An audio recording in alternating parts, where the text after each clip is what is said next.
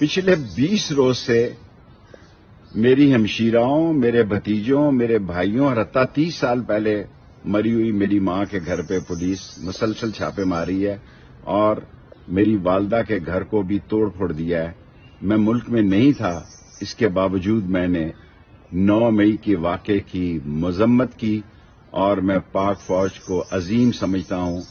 और पाक फौज को पाकिस्तान का मुहाफ़िज़ समझता हूं, लेकिन मैं बुज़दिल नहीं हूं।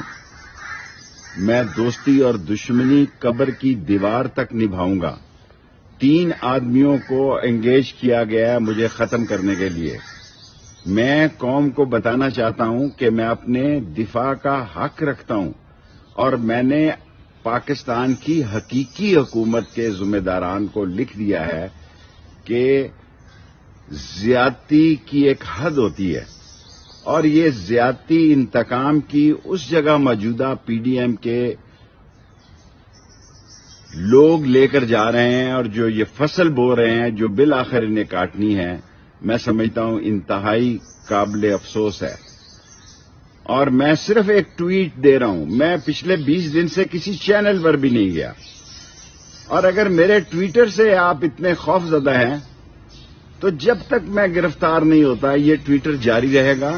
और मैं सारी कौम को बताना चाहता हूं, जो लोग पार्टी छोड़कर जा रहे हैं उनकी मजबूरी हो सकती है, वो कमजोर हो सकते हैं, उनके केसेस हो सकते हैं, वो दबाव बर्दाश्त नहीं कर सकते, वो ससुराल जेल काट नहीं सकते, लेकिन मैं इस बात पे खत्म करना चाहता हूं कि मौत मेरी महबूबा है, हथकड़ी मेरा जेवर है, जेल मेरा ससुराल है और जब तक इमरान खान ये लड़ाई लड़ रहा है उसके साथ खड़ा हूं। जब वो इख्तिदार में होगा मुझ पर कोई जिम्मेदारी नहीं कि मेरा किरदार क्या होगा, क्योंकि मैं सच का,